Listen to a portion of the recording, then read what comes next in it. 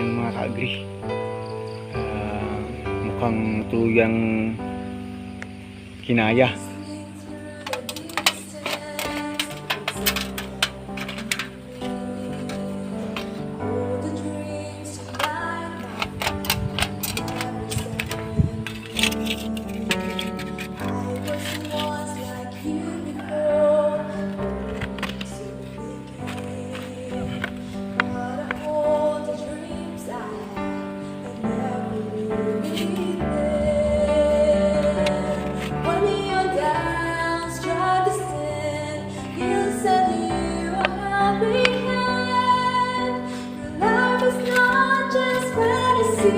All the dreams and be apart. Don't give up, never stop. He will help you reach the star. Though maybe you don't understand all the dreams and trust His love.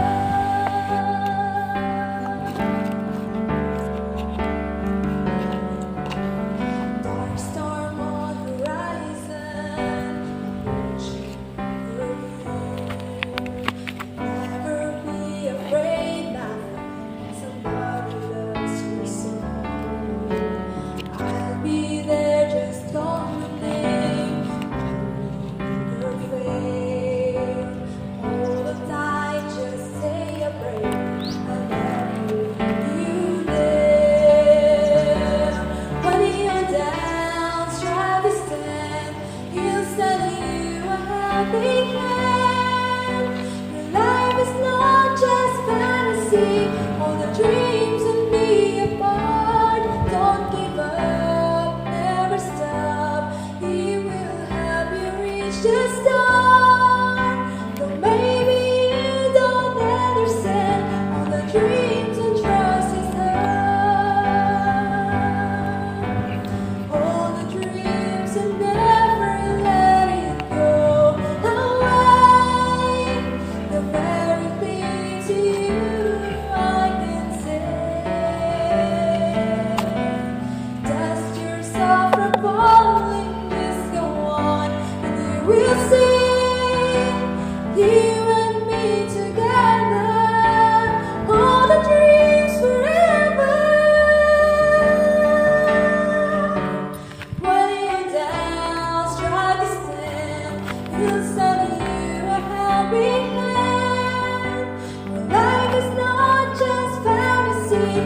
All the dreams and be apart. Don't give up, never stop. He will help you reach the star. Though maybe you don't understand all the dreams and trust His love. When you're down, try to stand. He'll send you a helping hand. Your life is not just fantasy. All the dreams and be apart. Don't give up, never stop. He will help you reach His star. Though maybe you don't understand all the dreams and trust His love. Though maybe So umpisa na po yung tumutulong wood vinegar dito. Ayan po, mayroon siyang laman. So kapag lalakas na yung apo talaga, pag dito sa sarado natin, you will see yung nilagyan po natin. Tingnan niyo po yung laman, bilis lang po. So dito rin, yan yan. Yan na po yung primitive way natin sa pag-i-extract ng wood vinegar dito sa ating ulingan chamber. Yan na po. Pakita natin sa mamaya sa inyo pag medyo marapit na mapuno yan. Tatransfer na naman natin yan sa malaking container. That's how we extract wood vinegar. Primitive way in a tunnel type na pag-uling sa ating uling chamber. Ang ginawa po dito sa kawayan, nilagari po natin dito sa maximize na pinakamababa na kaya na makapag ano tayo dito ng lagayan ng wood vinegar. Lalagariin po, at dito natin pinasok yung yero kanina, yung mga old na mga yero na ginupit natin, pinasok dito. So para po matrap niya mula po dito sa taas yung usok, ay dahil dapat lang po kasi yung mga kawayan na gagamitin na hindi po dry, ano po siya, bago po siya kung pwede, para po magsisilbi po siyang condenser para hindi po siya masyadong iinit, para po talagang may extract yung wood vinegar po mga ka-agree. Yan po nilagari at isa ipasok po nito kanina. So yan po, after 2 hours po, mahaba-haba na rin, hindi naman lumabot ng 2 hours, pero ito na po kadami yung laman. Mag-harvest po tayo ng ating wood vinegar.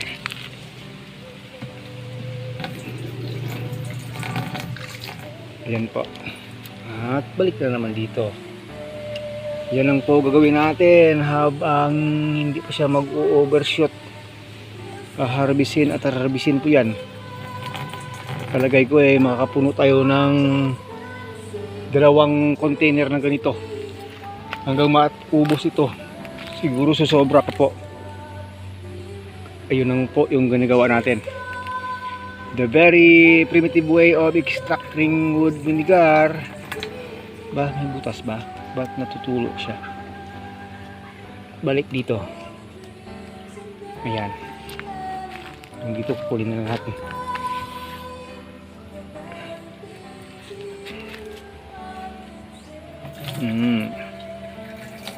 Ito yung gagamitin natin sa ating lakatan. Ito yung hindi alam ng iba na alam natin, na tinuturo na rin natin sa gustong malaman, gustong matuto.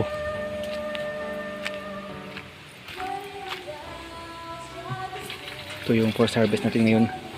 Siguro sa ganitong gawin natin hanggang 2 araw pa ito, matatagalan pa ito matapos. Ewan ko lang. Ito konti lang konti dito. Ano nangyari? Usok naman nangyari sa kanyang ano dito. Saan napunta ang laman? Nawala. Dahil konti yung usok dumadaan. Ganun ba? Dapat kasi saan napunta? Kanina ang ganda ng ano ito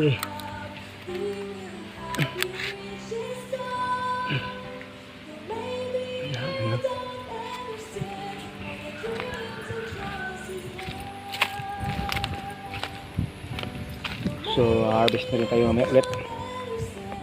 So yung mangyari po dito, matatagalan mo itong matapos yung pag-uuling. Kasi pag hindi po ganito yung design na kontrolado natin yung usok, isang araw isang gabi hanggang isang araw 2 gabi mauubos ito, mauuling lahat ito. Pero dahil ganito po, kontrolado po talaga yung hangin na pumapasok at lumalabas, hindi po basta-basta makakapag bloom ng masyadong malakasan sa loob yung apoy, kontrolado yung usok. So matatagalan na rin po bago matapos ito. Yun yung magiging pangyayari dito. Hindi po gaya ng exposed type na pag-uuling. Pero yun nga po, makakapag-capture tayo ng wood vinegar. Pag hindi po natin ginawang ganito, hindi tayo makakapag-capture ng wood vinegar. Sayang po.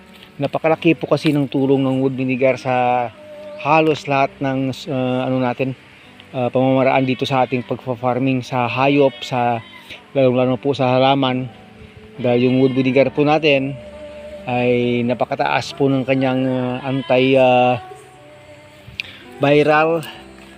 antibacterial at antifungal na properties. Nang natry po ito ng ating mga kaibigan, Sir Samuel, Sir Dudong, Sir Nelson, sa kanilang lakatan, napakaganda po talaga ng effect nitong wood vinegar natin mga ka-agree. So simulat sa pour na natry nila ng ganun, hindi na kami nakagbebenta. Yung kami na nag-i-extract nito, talagang kinukonsumo na namin para sa aming mga tanim, kasi po purely organic po kasi ito, purely organic. Magkaroon mo ito ng mga chemical content sa loob nito, pure organic po, natural extract po ito ng mga organic substance mula po sa pagsusunog ng kahoy. Ito po yung pagkuha ng liquid mula sa gas, mula sa usok. ng sinusunog na kahoy. Kaya yung kanyang scientific name po na nakita natin, iba ko lang kung scientific name po niya, tinatawag po siyang pyroligneous acid. At ito pong ating technology ay hindi po ito ating sariling imbento. Ito po ay nakita na natin sa YouTube. Mostly po nito ay sa Japan nag-umpisa itong technology na ito. Pero yung nakikita po kasi natin sa YouTube, hindi po galing sa ulingan. Galing po talaga sa chamber, charcoal chamber, sa wood vinegar chamber. Yun na rin yung mga pangalan. Na ini-extract po itong acid mula sa pagsusunog ng kahoy. So, pinag-isipan natin kung paano ba ito magiging possible sa ulingan. Kaya ito na po. Kasi dati hindi po kami nag-uuling ng ganitong design na mayroong mga mahabang tambutso na ito. The more na mahaba yung tambutso nito, the more po mas maraming wood vinegar po yung makukuha po natin mga ka-agree. So ito, sabi ko nga, paramihan ng oras ito. Kasi yung uling muna imbis matatapos ng isang araw, magiging 2 araw or sobra pa. Pero dalawa yung harvest mo. Harvest ka ng uling, harvest ka rin ng wood vinegar. Kaysa noon, hindi po namin ginagawa nito, mabilisan yung exposed na pamamaraan ng pag-uuling. Pero hanggang doon lang. Ito, another innovation po ito sa dagdag sa ating hanap buhay, sa ating pagtatanim ng lakatan, mga ka-agree. So hanggang sa muli po, hanggang dito na lang muna. Ito po ay pang beses na nating in-explain sa ating mga vlog sa mga nagtatanong kung paano ba ito nakukuha, saan ang gagaling itong wood vinegar. May nagbibenta po nito sa Shopee, medyo may kamahalan lang.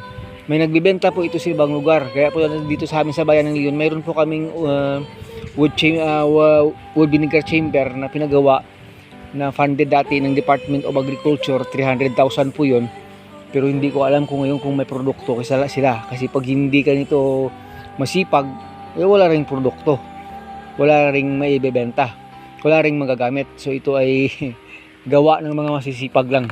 So hanggang sa muli, maraming salamat po. Pinakita natin sa inyo kung paano ko ini-extract ng primitive way ang wood vinegar.